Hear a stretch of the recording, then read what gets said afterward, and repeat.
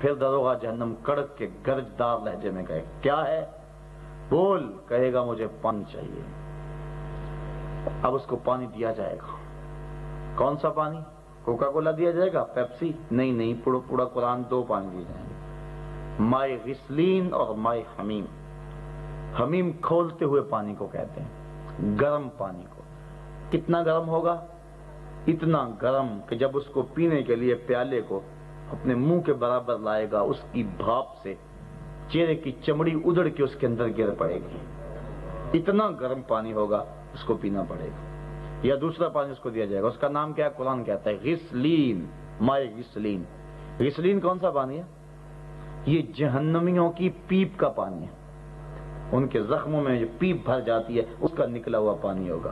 اور یہ اتنا بدبودار اور متعفن ہے، امام ابن رجب لکھتے ہیں اگر اس کا ایک قطرہ زمین پر ڈال دیا جائے تو اس کی بدبو سے انسان تو انسان رہے، جو جانور ہیں ان کے دماغ بھی پھٹ جائیں.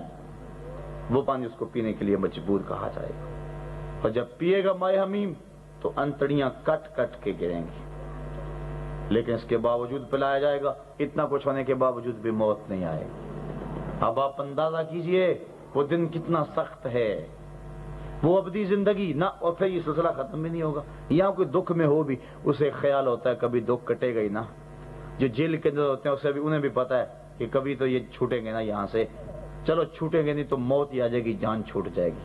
موت کو ترجیح دے دیتے ہیں. کبھی چھوٹیں گے امید ہوتی ہے. یوسف گم گشتہ بازائد بکنا غم مخور کل بائے ہزاں شود روزے گلستہ غم خور. حافظ عراقی نے کہا تھا کبھی تو یوسف واپس آئے گا نا، کبھی تو گھر کا آنگن آباد ہوگا نا. ساری زندگی یوسف تو نہیں بچھڑا رہنا، کبھی تو پلٹ آئے گا، کبھی تو گھر کے آنگن میں بہاریں آئیں گی. بندہ جتنا مرضی دکھی ہو لیکن اس کا یوسف کبھی نہ کبھی پلٹ کے آ ہی جاتا ہے واپس. بندہ قید و بند کی صعوبتوں میں ہو کبھی تو جان چھوٹتی ہے، نہ چھوٹے تو موت سے جان چھوٹتی ہے. لیکن حشر کے دن پھنس گیا، نہ موت آئے گی نہ چھوٹنے کی کوئی سبیل ہوگی. پھر کیا کہے گا؟ یا لیتنی کنت ترابا، ہائے موت نہیں آتی میں مٹی ہی بن جاؤں. لیکن پھر مٹی بھی نہیں بنا جائے گا. کتنا سخت مرحلہ ہوگا. آج ہم بھول گئے ہوئے ہیں. شاید میری باتیں کئیوں کو تلخ لگ رہی ہوں کہ یہ کون سا لہجہ آ گیا ہمارے سامنے، یہ کیسی کڑوی کسیلی باتیں ہمیں سنائی جانے لگی ہیں. جو منتظمین ہیں کہ یہ کس کو بلا لائے ہیں. ہم تو ایسی باتیں سننے کے عادی تھے کہ جن کو سنایا جاتا ہم نعرے لگاتے سبحان اللہ سبحان اللہ، واہ واہ کے ڈونگرے برساتے، حد کر دی. صبح گلیوں میں کہتے پھرتے کمال کر دی مولوی صاحب نے. یہ تو رات کی نیند و چاٹ کر دے گا، یہ تو جینے کو مشکل بنا دے گا. میں نہیں کہہ رہا، اپنی طرف سے کوئی لفظ نہیں بول رہا. قرآن کہہ رہا ہے وَلْتَنْظُرْ نَفْسٌ مَا قَدَّمَتْ لِغَدٍ. ہر جان سوچے اس نے آنے والے کل کے لیے آگے کیا بھیجا.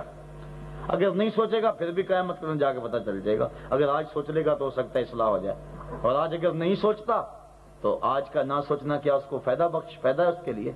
کبوتر بلی کو دیکھ کے آنکھیں بند کر لیتا، اس کی فطرت ہے. کیا وہ محفوظ ہو جاتا ہے بلی سے؟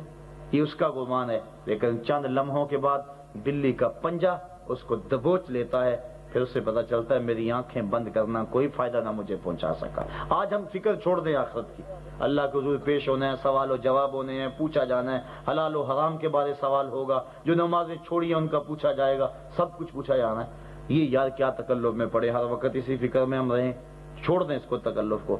اور اگر ہم یہ سوچنا چھوڑ دیں گے، اس نہج پہ نہیں سوچیں گے تو کیا قیامت نہیں بپا ہوگی؟ موت نہیں آئے گی؟ قبر برزخ کی زندگی نہیں آئے گی؟ وہاں سوال نہیں ہوں گے؟ سب کچھ ہوگا.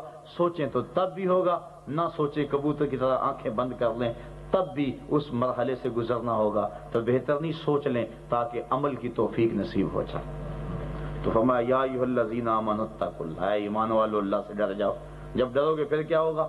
وَلْتَنْظُرْ نَفْسٌ مَا قَدَّمَتْ لِغَدٍ. پھر ہر جان یہ سوچے کہ اس نے آگے آنے والے کل کے لیے آگے کیا بھیجا. عاقل وہ ہے جو یہاں بیٹھ کر آگے کچھ بھیجے. ایک مثال سے اس بات کو سمجھا کر اپنی گفتگو کو آگے لے جاؤں. حضرت علامہ رومی نے اس مثال کو لکھا ہے. آپ فرماتے ہیں دیار مصر میں ایک علاقہ تھا، وہاں کا اصول یہ تھا کہ سال کی پہلی تاریخ کو وہ سمندر کے ساحل پر جاتے ہیں، اور جو پہلا شخص ساحل سے اس جزیرے پر آتا اس کو گلے میں ہاتھ ڈال دیتے، اس کو اپنا بادشاہ مان لیتے۔ یہ ان کا سیاسی نظام تھا۔ کسی علاقے میں صدارتی نظام رائج ہے، کسی میں مارشل لاء ہیں، کسی علاقے میں جمہوری طریقہ کار ہے، کہیں میں بادشاہت ہے۔ وہاں کا سیاسی ڈھانچہ اس طرح کا تھا کہ سال کی پہلی تاریخ کو دریا کے سمندر کے کنارے پر جاتے، جزیرے پر جاتے، اس پہ ساحل پر جاتے، اور جو پہلا شخص ان کے شہر میں، ان کی بستی میں، ان کے جزیرے پر اترتا، اس کو اپنا بادشاہ مان لیتے۔ پورا سال اس کو اپنا بادشاہ رہنے دیتے۔ سال کی آخری تاریخ کو اسی جزیرے کے دوسرے کنارے پر ایک گھنونا جنگل تھا جس میں وحشی اور موذی جانوروں کا رین بسیرا تھا، اس کو تخت سے اٹھاتے اور جا کے اس جنگل میں پھینک آتے، پھر جانور اس کو چیر پھاڑ کے کھا جاتے۔ یہ آخری تاریخ کو کرتے، پہلی تاریخ کو پھر نیا بادشاہ لینے آ جاتے۔ برس ہا برس سے ان کی یہی روٹین تھی۔ جو بھی آتا بغیر الیکشن کے، بغیر محنت کے، بغیر کمپین چلائے، بغیر محنت کیے، بغیر جوڑ توڑ کیے، اس کو صدارت ملی ہوتی، وزیر اعظم بن رہا ہوتا، بادشاہ بن رہا ہوتا۔ وہ بھول جاتا کہ سال کے بعد کیا کریں گے، سوچتا ترمیم کر لوں گا، تخت پہ بیٹھ جاتا، لیکن وہ ترمیم نہ کرنے دیتے۔ وہ کہتے نہ، اس میں ترمیم قانون میں نہیں ہوگی، اور جو مرضی حکم دے ہم قبول کریں گے، لیکن تجھے بالآخر جنگل میں ہم پھینک کے رہیں گے۔ پھر پریشان ہوتا۔ ایک مرتبہ علامہ رومی فرماتے ہیں، وہ جب ساحل پہ آئے، جس شخص کے گلے میں ہاتھ ڈالا وہ تاجر تھا۔ کہا یہ ہاتھ میرے گلے میں کیوں ڈالا ہے؟ کہا آج کے بعد تو ہمارا بادشاہ ہے، اور سال کے بعد تجھے پکڑ کے ایک جنگل میں پھینک آئیں گے۔ اس نے کہا میں تمہارا بادشاہ تو نہیں بنتا سال کے بعد جب تکلیف آنی ہے تو؟ کہا نہیں، تو نہ بھی بننا چاہے ہم دھکے سے بنا لیں گے، ہم ضرور تمہیں اپنا حکمران بنائیں گے، اس کے بغیر ہمارا گزارا نہیں ہے، یہ ہمارا قانون ہے اور یہ لازم ہے، اس کو ہم نافذ کریں گے، نافذ العمل ہے یہ۔ اس نے کہا میں نہیں بنوں۔ کہا تو کیوں نہیں بنتا؟ دھکے سے بنائیں گے۔ اچھا چلو یہ بتاؤ، اگر بن جاؤں تو پورا سال تو میری بات مانو گے؟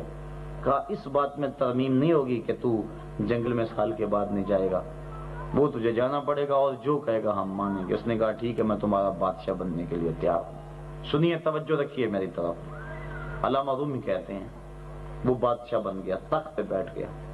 باقی کو بادشاہ بنتا، تخت پہ بیٹھتا تو طرح طرح کے آرڈر دیتا، لذتوں سے لطف اندوز ہوتا، لیکن یہ جب تخت پہ بیٹھا، اس کو بٹھا دیا گیا، تو اس نے پہلا آرڈر یہی دیا کہ بلدیہ کے سارے ملازم حاضر کیے جائیں۔ حاضر کیے گئے، چند فوجی جوان بھی بلائے جائیں، وہ بھی بلائے گئے۔ فوجیوں کہا تم جاؤ اس جنگل میں، لے جاؤ اپنی تلواریں، تیر کمان، اور وہاں جتنے بھی موذی جانور ہیں، شیر، چیتے، بگیاڑ، بھیڑیے، سب کو قتل کرو۔ اور ان کو کہا تم جا کے وہاں جھاڑیاں پھیڑو، کانٹے توڑو، اور وہاں کی بلے اور سوراخیں سانپوں کی بند کرو، اور وہاں کھدائی کر کے شجرے پھلدار اور شجرے سایہ دار لگاؤ، وہاں کنویں کھودو، وہاں 2-3 اچھے محل تعمیر کرو۔ بلدیہ کے تمام ملازمین کو علامہ رومی کہتے ہیں اس بادشاہ نے تخت پر بیٹھتے ہی اس جنگل کی تزئین کے لیے بھیج دیا۔ ملازم چلے گئے، جا کے جنگل میں کانٹے کاٹتے رہے، موذی مارتے رہے، بلیں بند کرتے رہے، کنویں کھودتے رہے، پھلدار پھولدار درخت لگاتے رہے۔ انہوں نے پورا سال وہاں صرف کیا۔ سال کے بعد وہ جنگل جنگل نہیں رہا تھا، بلکہ وہ جنگل ایک باغ بن چکا تھا، جس میں پودے لگے ہوئے تھے، درختوں کے سائے لمبے ہو چکے تھے، اور پھل لٹک رہے تھے، محل بنے تھے، کنویں کھدے ہوئے تھے۔ کوئی موذی جانور نہیں تھا، جگہ جگہ پارک تھے، جگہ جگہ گھاس لگا ہوا تھا، جگہ جگہ پھول کھلے تھے، گلاب، نسرین، نسترن، چنبیلی، بہت پھول، لالا و گلزار بنا ہوا تھا پورا چمن۔ جب سال کی آخری تاریخ آئی، اس کو اٹھایا کہ میاں چل اب تجھے حسب معمول اس جگہ پہ لے جانا جا رہے ہیں۔ کہا